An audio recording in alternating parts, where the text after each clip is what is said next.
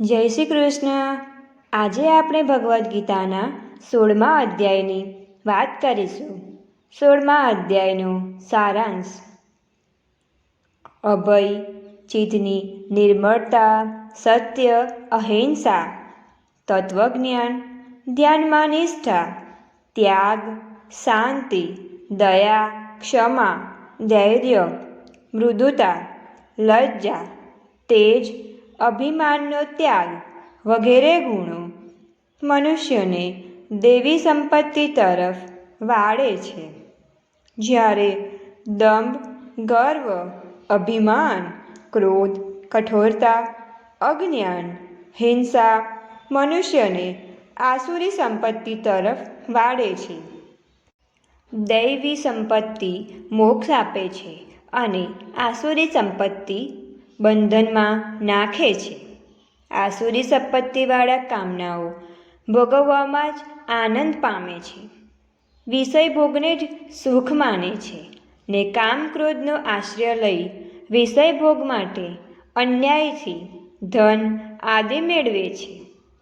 તેઓ મારું કરવામાં જ માને છે. હું જ સિદ્ધ, બળવાન, સુખી, સમર્થ અને મારા જેવું બીજો કોઈ નથી એમ માને છે. આવો મનુષ્ય સિદ્ધિ કે સુખ પામતો નથી. આથી કરવા યોગ કે ન કરવા યોગનો નિર્ણય શાસ્ત્રનો આધાર લઈને કરવો વધુ ઉચિત શ્રેષ્ઠ છે. અધ્યાય 16. દૈવાસુર સંપત્તિ ભાગયોગ. ભગવાન શ્રી કૃષ્ણએ કહ્યું, હે અર્જુન, દૈવી સંપત્તિવાળા મનુષ્યોમાં નિર્ભયતા, નિર્મળતા, સાત્વિક વૃત્તિ, જ્ઞાન ને યોગ વિશે, નિષ્ઠા, ધન, ઇન્દ્રિયનું દમન, ત્યાગ, શાંતિ, નિંદા ન કરવી, દયા, લોલુપતાનો અભાવ, મૃદુતા, દુરાચારીથી લજ્જા, તેજ, સ્થિરતા, ક્ષમા, ધૈર્ય, પવિત્રતા, દ્રોહ ન કરવો, અભિમાનનો ત્યાગ ગુણો ઉત્પન્ન થાય છે.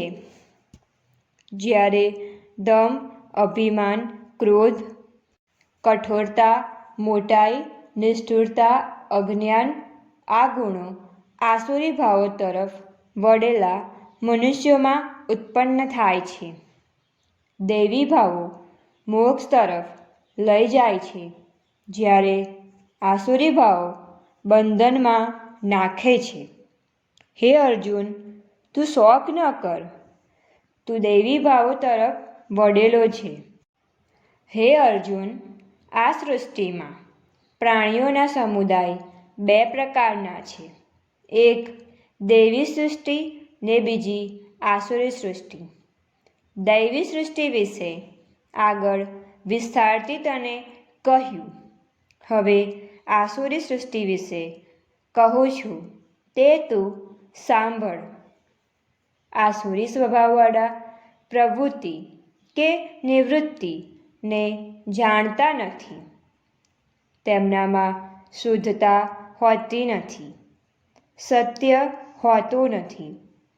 તેઓ જગતને ઈશ્વર વગરનું, આધાર વગરનું અને અસત્ય કહે છે. કેવળ સ્ત્રી પુરુષના સમાગમથી ઉત્પન્ન થયેલું છે. તેથી કેવળ કામ ભોગવાવાળા માટે જ છે. આવી દ્રષ્ટિ રાખીને ટૂંકી બુદ્ધિવાળા મનુષ્યો, ભયાનક કામો કરનારા અલ્પમતિવાળા દુષ્ટો જગતના શત્રુઓ થઈને તેનો નાશ કરવા રચ્યા પચ્યા રહે છે.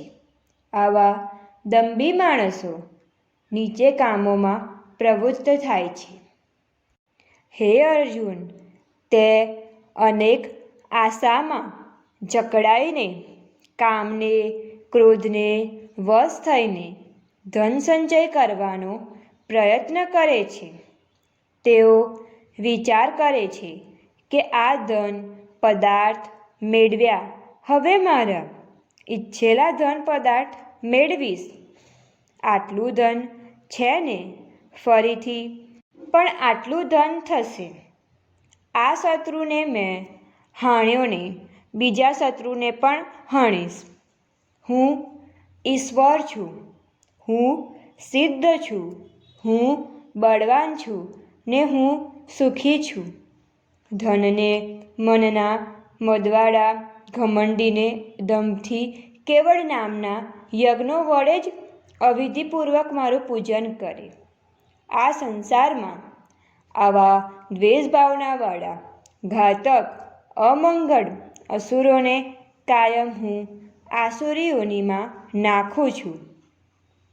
હે અર્જુન, પ્રત્યેક જન્મમાં આસુરી યોનિને પામેલા તે મૂઢ લોકો દમથી યજ્ઞ કરે છે કે અહંકાર, બળ, ગર્વ, કામ, ક્રોધનો આશ્રય લઈ મારો દ્વેષ કરે છે. તે મને પામી શકતા નથી, તેમજ તે જન્મ પ્રતિજન્મ વધારે ને વધારે અધમગતિને પામે છે. કામ, ક્રોધને લોભ એ નરકમાં લઈ જવાના દ્વાર હોવાથી એ ત્રણેયને ત્યજવા જોઈએ. હે અર્જુન, આ નરકના 3 દ્વારથી છૂટીને મનુષ્ય શુભ કર્મ કરવાથી મોક્ષને મેળવી શકે છે. જેઓ શાસ્ત્રની વિધિ છોડીને મનમાની રીતે વર્તે છે તેને ન તો સિદ્ધિ મળે છે, ન સુખ મળે છે કે ન ઉત્તમ ગતિ મળે છે. આથી કરીને શાસ્ત્રમાં જે કર્મો કરવાનું કહેલ હોય તે જ કર્મ કરવા જોઈએ. અતિ શ્રીમદ ભગવદ્ ગીતામાં શ્રી કૃષ્ણ અર્જુન વચ્ચે થયેલ સંવાદમાં દૈવાસુર સંપત્તિ ભાગયોગ નામનો 16મો અધ્યાય સંપૂર્ણ. 16મા અધ્યાયનું મહાત્મ્ય ફળ.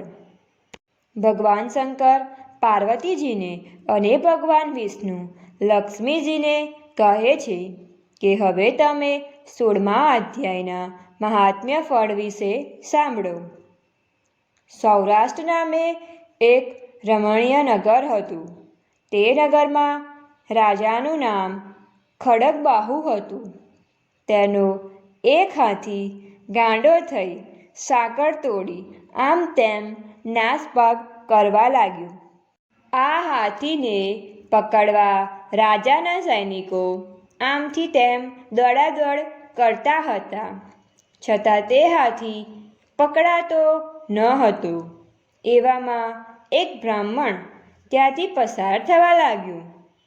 હાથી બ્રાહ્મણને જોઈને એક બાજુ ખસી ગયો ને બ્રાહ્મણને જવા માટેનો માર્ગ મોકળો કરી આપ્યો. રાજાએ આ જોયું અને એને આશ્ચર્ય થયું.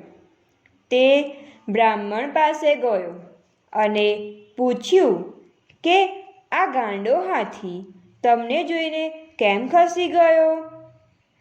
આથી બ્રાહ્મણે જવાબ આપ્યો કે હે રાજન, હું નિયમિત રીતે ગીતાજીના 16મા અધ્યાયનો પાઠ કરું છું. તેના પ્રભાવે આ ગાંડા હાથીએ મને રસ્તો આપ્યો. આ સાંભળતા રાજા પણ નિયમિત ગીતાજીના 16મા અધ્યાયનો પાઠ કરવા લાગ્યો. એક સમયે રાજા જંગલમાં શિકાર કરવા ગયો. ત્યાં એક ગાડા હાથીને જોયો. આ ગાડા હાથીને જોતા રાજાની સાથે શિકારે આવેલા તેના માણસો નાસભાગ કરવા લાગ્યા. રાજાએ કંઈક વિચાર્યું ને તે ગીતાજીના 16મા અધ્યાયનો પાઠ કરતાં કરતાં હાથી પાસેથી પસાર થયો, છતાં હાથીએ કશું પણ કર્યું નહીં.